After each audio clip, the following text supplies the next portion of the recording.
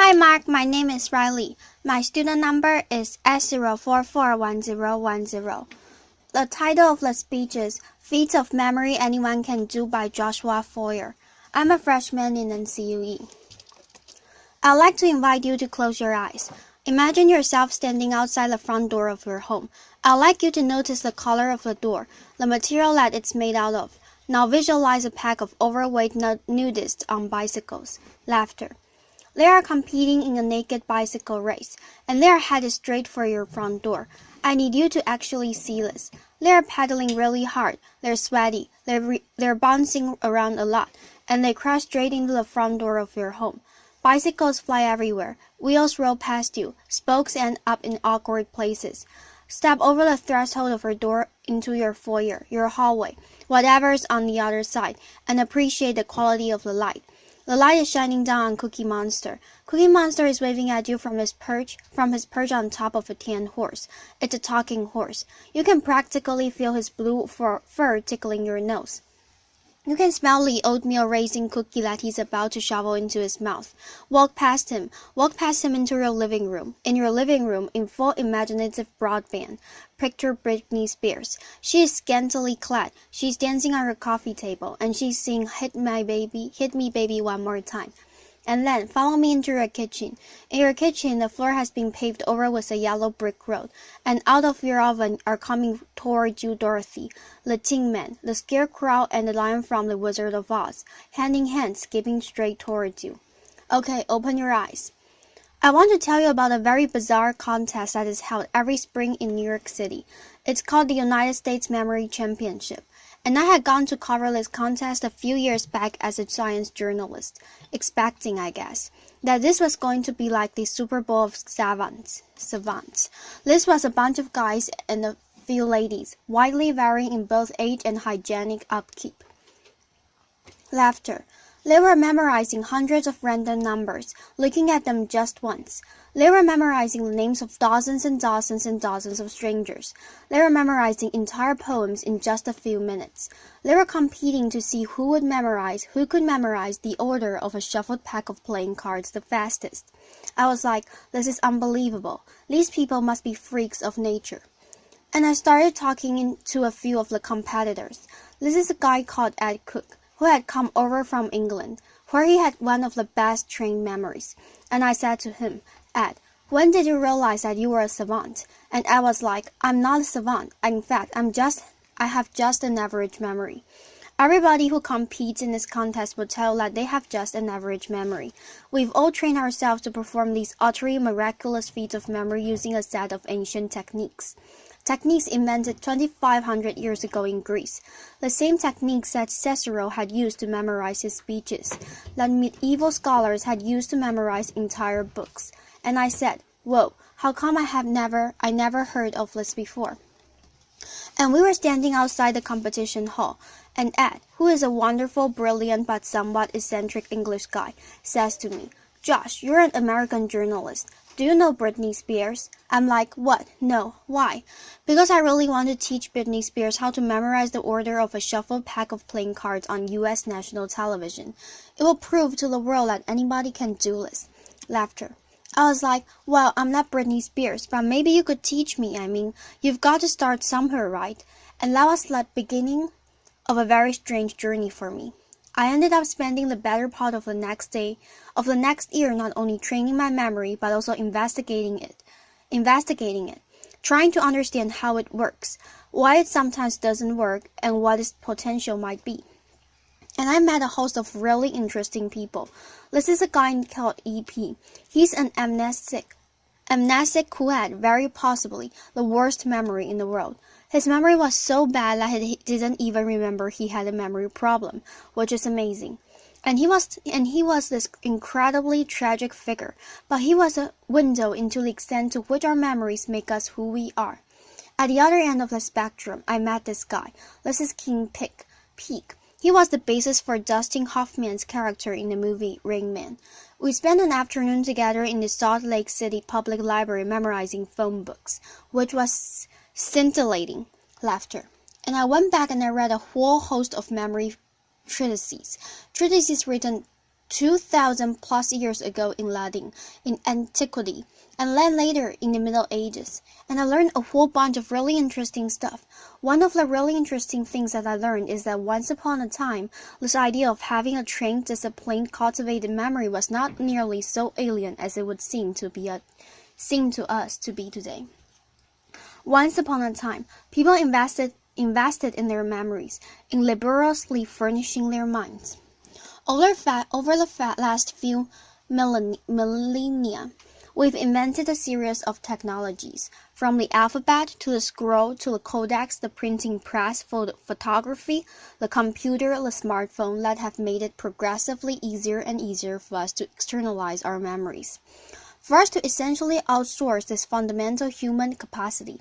These technologies have made our modern world possible, but they've also changed us. They've changed us culturally, and I would argue that they've changed us cognitively. Having little need to remember anymore, it sometimes seems that we've forgotten how. One of the last places on earth where you still find people passionate about this idea of a trained, disciplined, cultivated memory is at this totally singular memory contest. It's actually not that singular. There are contests held all over the world, and I was fascinated. I wanted to know, how do these guys do it? A few years back, a group of researchers at University College London brought a bunch of memory champions into the lab.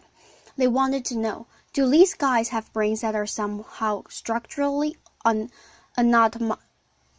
anatomically different from the rest of ours? The answer was no. Are they smarter than the rest of us? They gave them a bunch of cognitive tests, and the answer was, not really. There was, however, one really interesting and telling difference between the brains of the memory champions and the control subjects that were comparing them to. When they put these guys in an fMRI machine, scanned their brains while they were memorizing numbers and people's faces and pictures of snowflakes, they found that the memory champions were lighting up different parts of the brain than everyone else. Of note, they were using, or they seemed to be using, a part of the brain that's involved in spatial memory and navigation. Why? And is there something that the rest of us can learn from this? The sport of competitive memorizing is driven by a kind of arms race where every year somebody comes up with a new way to remember more stuff more quickly, and then the rest of the field has to play catch up. This is my friend Ben Pridmore, 3-time world memory champion. On his desk in front of him are 36 shuffled packs of playing cards that he is about to try to memorize in 1 hour, using a technique that he invented that he alone was mastered.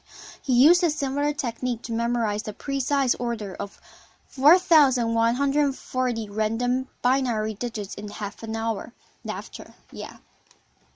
And while there are a whole host of ways of remembering stuff in these competitions, all of the techniques that are being used, ultimately come down to a concept that psychologists refer to as elaborative encoding.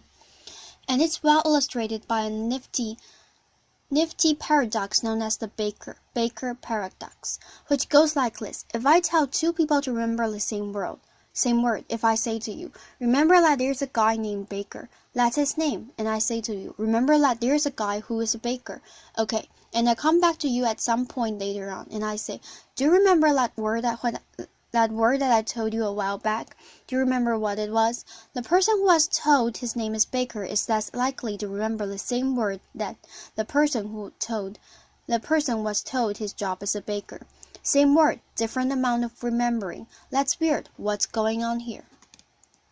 Well, the name Baker doesn't actually mean anything to you. It is entirely untethered from all of the other memories floating around in your skull. But the common noun baker, we know bakers. Bakers wear funny white hats. Bakers have flour on their hands. Bakers smell good when they come home from work. Maybe we even know a baker, and when we first hear that word, we start putting these associational hooks into it that make it easier to fish it back out at some later date. The entire art of what is going on in these memory contests, and the entire art of remembering stuff later, stuff better in everyday life, is figuring out ways to transform capital B bakers into lowercase b bakers. to take information that is lacking in context, in significance, in meaning, and transform it in some way, so that it becomes meaningful in the light of all of the other things that you have in your mind.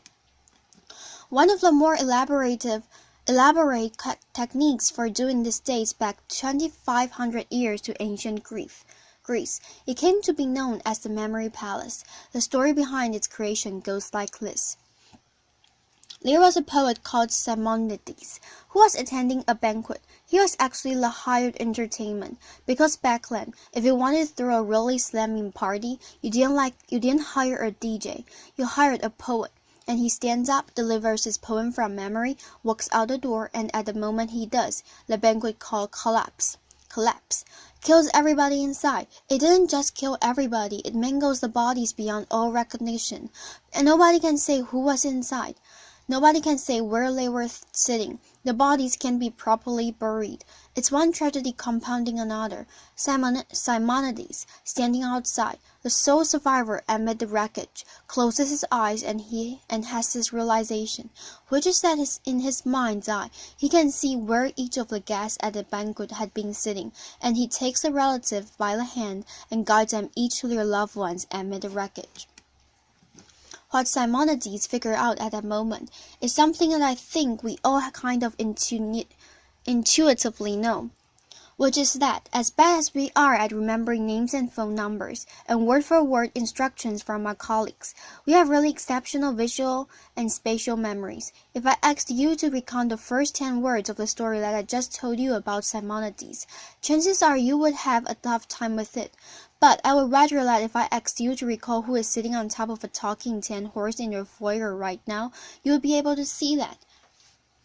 The idea behind that memory palace is to create this imagined edifice in your mind's eye, and populate it with images of the things that you want to remember. The crazier, weirder, more bizarre, funnier, raunchier, stinkier the images, the more unforgettable it's likely to be. This is advice that goes back 2,000 plus years to the earliest nothing memory treatises. So how does this work?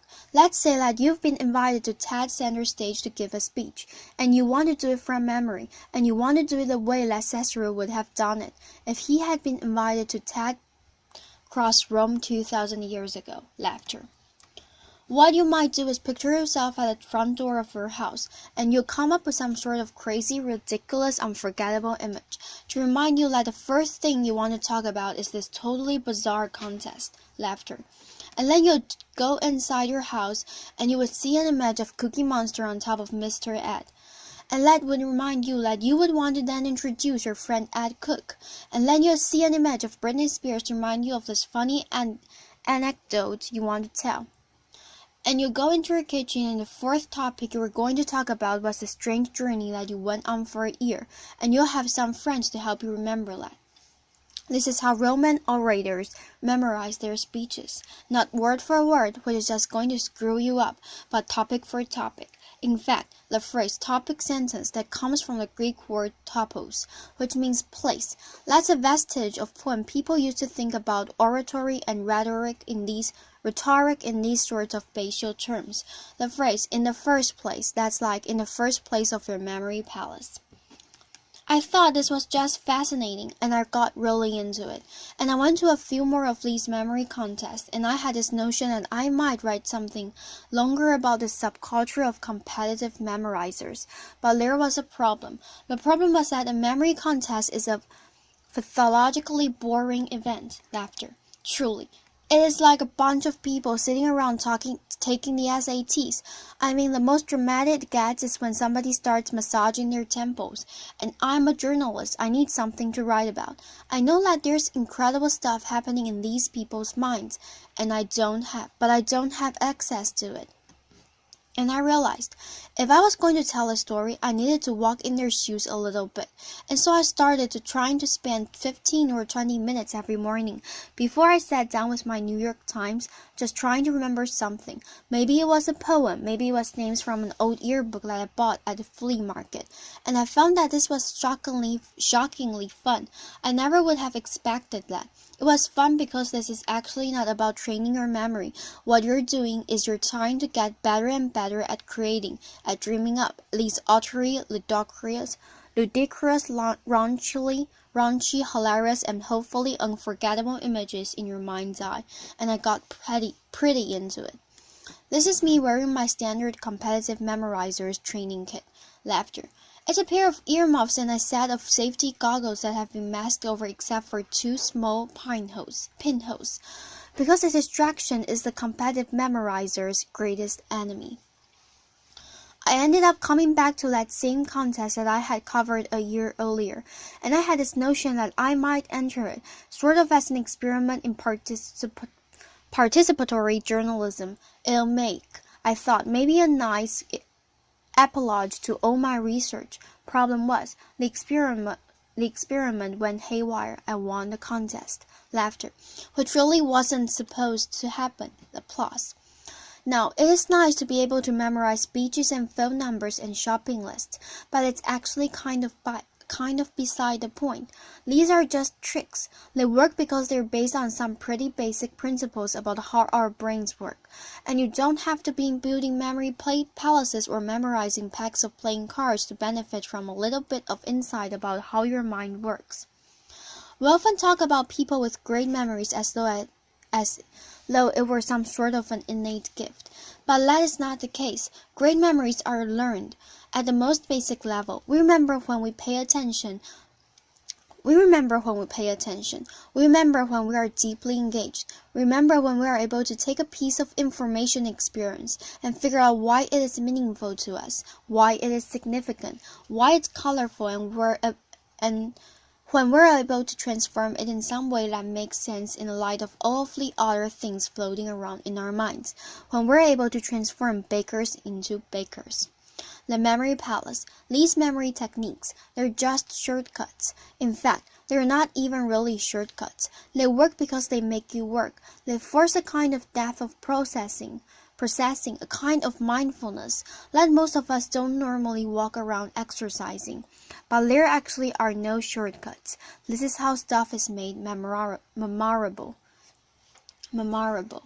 And I think if there's one thing that I want to leave you with, it's what E.P., the amnesic who couldn't even remember he had a memory problem, left me with, which is the notion that our lives are the sum of our memories. How much are we willing to lose from our already short lives, by losing ourselves in our Blackberries, our iPhones, by not paying attention to the human being across from us who is talking with us, by being so lazy that we're not willing to process deeply. I learned firsthand that there are incredible memory capacities latent in all of us. But if you want to live a memorable life, if you want to be the kind of person who remembers to remember, thank you. You have to be the kind of person who remembers to remember. Thank you. Applause.